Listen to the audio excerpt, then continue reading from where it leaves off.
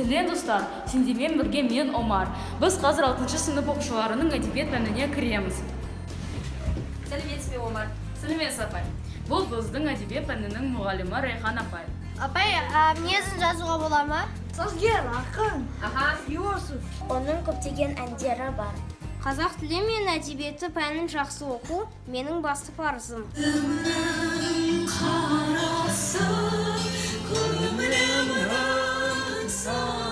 Әдебиет менің жаңа әлемім. Мен онда ертістікпен, қожамен таныстым.